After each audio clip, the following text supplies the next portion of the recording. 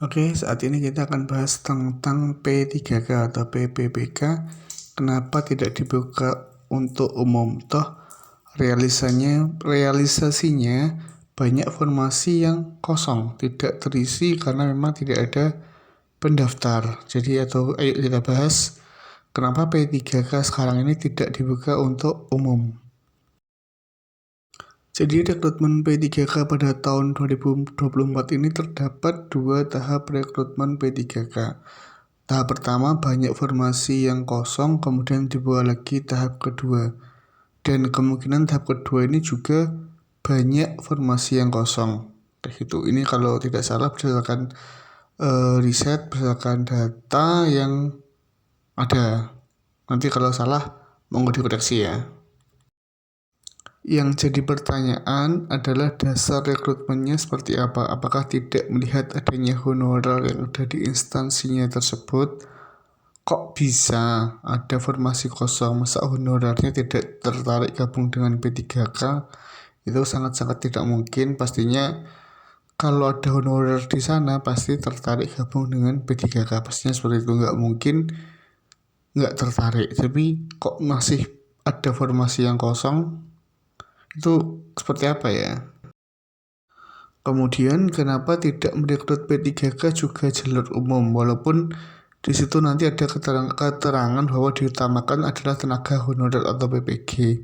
Minimal dengan jalur umum kompetisi ada, kemudian formasi yang kosong bisa terisi, peluangnya lebih banyak terisinya, dan instansi juga pelayanannya berjalan lebih maksimal lagi.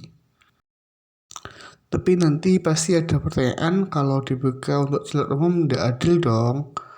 Tapi ada nggak adil sebenarnya ada bobot tersendiri harusnya ketika jalur honorer atau PPG. Misalkan seperti penilaian di SKB, honorer atau PPG memiliki tambahan sebesar 20%, sedangkan yang jalur umum tidak. Jadi ada pembeda, tapi tetap tidak hanya dibuka untuk PPG atau honorer saja, tapi juga jalur umum, walaupun penilaiannya berbeda kayak gitu.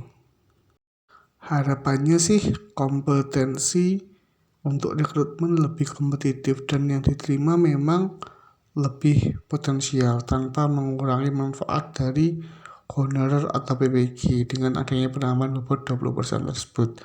Jadi kalau misalkan honorer atau PPG ini kalah dari jalur umum, maka ya memang kualitasnya jauh karena sudah dapat tambahan 20%, tapi kalah, maka dipastikan bahwa honorer atau PPG tersebut ya memang kualitasnya jauh karena udah dapat tambahan 20% tapi masih kalah. Makanya kita nyari yang benar-benar lebih kompetitifnya ada kayak itu.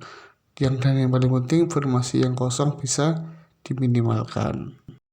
Kembali lagi ya, yang paling penting adalah meminimalkan formasi kosong ketika ada rekrutmen, kemudian mendapatkan bibit yang benar-benar bagus, dan yang paling penting adalah menjaga keterbukaan pada saat rekrutmen instansi.